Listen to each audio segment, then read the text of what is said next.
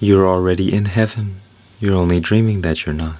Well, I like to think that heaven is synonymous with union, and hell is synonymous with separation. Union with and separation from God.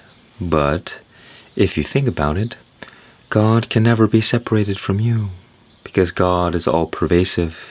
There is nothing that is apart from God. And yet in our daily lives, we don't experience God, at least not all the time. Even if we believe in our hearts that we are one with God, it doesn't mean all that much if we don't experience that on a daily basis. If anything, we often feel like we are in hell. I'll share an experience that I had during my dark night of the soul, which will illuminate what I am talking about. So I was laying in bed, and I was waking up, and before my mind could really kick on, my awareness was present, and I experienced a deep bliss, a deep joy, and much peace, and that was very nice. And so as I was waking up more and more, my mind kicked on, and suddenly I was flooded with the most dreadful and horrible feelings. And so you see the contrast between this deep joy and peace and this miserable stuff reveals something quite interesting, and that is, it seems this joy and peace is our default state, and our mind is what separates us from this. The mind is what creates the illusion of separation, which is why we do not experience God on a daily basis. In the story of the fall of man from the Garden of Eden, Adam and Eve both ate from the fruit of the tree of the knowledge of good and evil, which means that they went from living in unity with God to falling into separation, into duality. Now, a few things have happened here. Their knowledge has increased, and what that implies is that their brains have also become more powerful, because in order for you to process higher amounts of information, we need a more powerful brain. Which is why, for instance, you can speak some words to your dog and it will understand, but you will never be able to communicate with a lizard. Probably, I don't know, maybe you have special powers. In that case, my apologies. It all comes down to brain waves. You see, what's interesting is that our brain waves are what are responsible for creating the sense of self. And so the faster that your brain waves vibrate, the stronger you feel separate. And in this state of separation, the more suffering that you experience. Because the truth is that we are all one.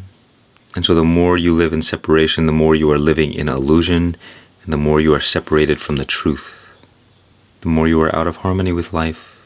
So human beings have developed brains powerful enough to produce higher brainwave frequencies that create the sense of individual self, which separates us from others and brings us into illusion. Now, brainwaves are simply electrical impulses in the brain. What you find in humans is that intelligence is largely dominated by the rate of brainwave frequencies. And it makes sense, because if you think about it, the faster the electrical impulses go, the quicker information travels from one place to another. And so what happens is that when the brain develops the power to produce higher and faster brainwave frequencies, it uses more energy, because electricity is energy. Now, energy is the life force, and where life is not, death is. Like how darkness remains when you turn the lights off in a room. Energy, or the life force, is also the source of harmony in existence. And so when one is separated from their life energy, they fall out of harmony. Do you ever see people who just seem to be 1 or 2 steps behind, or a few steps too much forward? Like they're just always offbeat with the flow of life. It's like they're always experiencing problems and struggling with the same old things. You see, our minds are constantly draining us of our life force. The more you think, the more you suffer. The mind will keep you stuck in the past, in the future, judging everything, always resisting reality. And the thing is, life can only be experienced in the present moment. So the more you are separated from the present moment, the less you are in harmony with life, and the more problems and struggles you face in your reality. And so, Adam and Eve and all of humanity were doomed to slavery, simply because our brains developed the power to create a strong sense of separation through the vibrational rate of our brainwave frequencies. We fell from our original state in heaven to what most people think of as hell. Now, I'm going to share with you a secret. Essentially, this is how you get access to all of your God powers and how to experience deeper connection and union with God, to live in a heavenly state. This will allow you to do miracles like Jesus Christ. Or if you've ever read Autobiography of a Yogi by Yogananda, he speaks about powers such as materializing things out of nothing, things like levitation and being able to manifest yourself in two places at once, instantly being able to heal yourself or others, telekinesis and being able to read minds. Now, of course, this is just my hypothesis, but I'll tell you why it makes sense. Remember how I mentioned that I had this blissful experience before my mind kicked on? Well, that bliss is the radiance of consciousness, your true nature. Now, consciousness is the transcendent state of energy, which means energy vibrating at the rate of infinity beyond all the limitations of space and time. Now, I'd like you to remember a time where you felt truly grateful, where you were full of joy and peace and felt energized and full of life. Now, imagine that feeling times infinity. You see, because consciousness is another word for God, and that radiance of bliss is the kingdom of heaven. But we can only experience a taste of heaven in this limited form.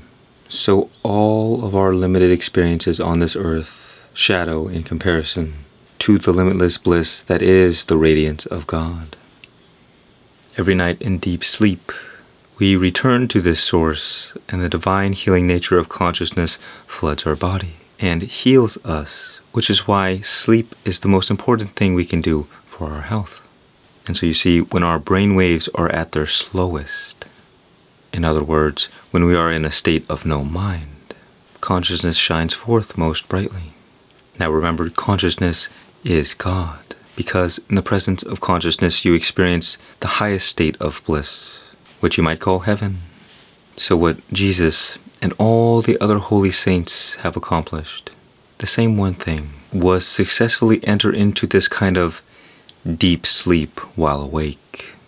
In other words, solidify themselves in a state of no mind, where the divine light of God could shine forth most brightly. And therefore, in this God state, the limitations of space and time become irrelevant, and you have absolute power and dominion over your reality. Because in truth, there is only one reality.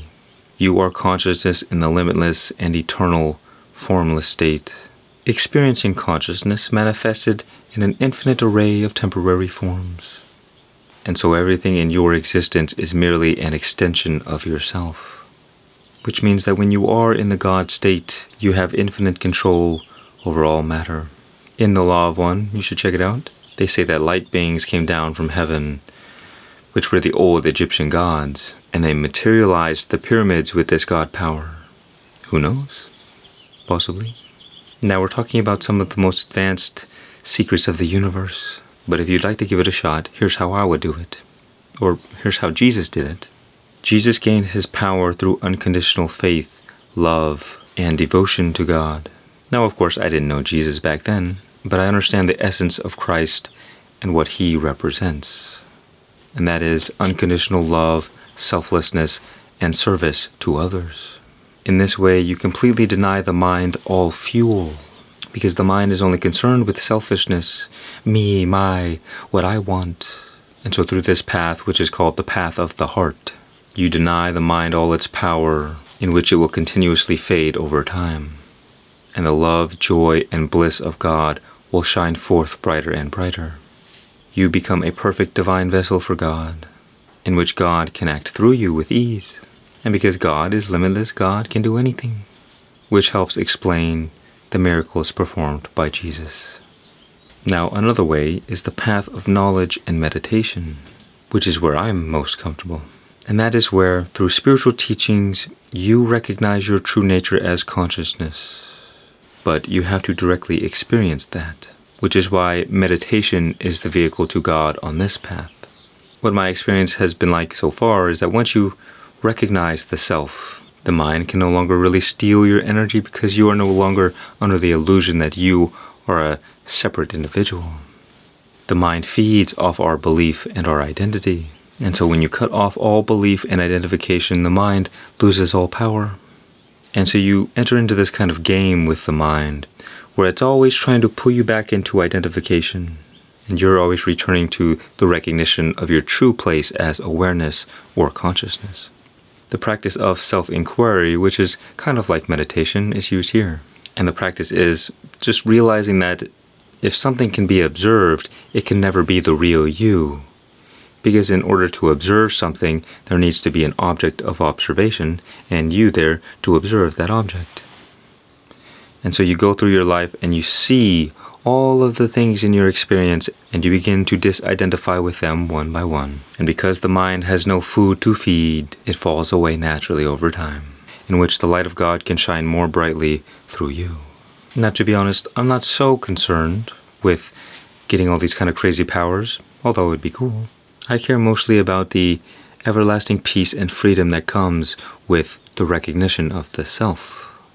And so if you'd like to end the struggle on your spiritual journey and experience relief from many of the burdens we suffer in life, you can hit me up for coaching down below. Otherwise, I wish you much success on your journey back home, my friend.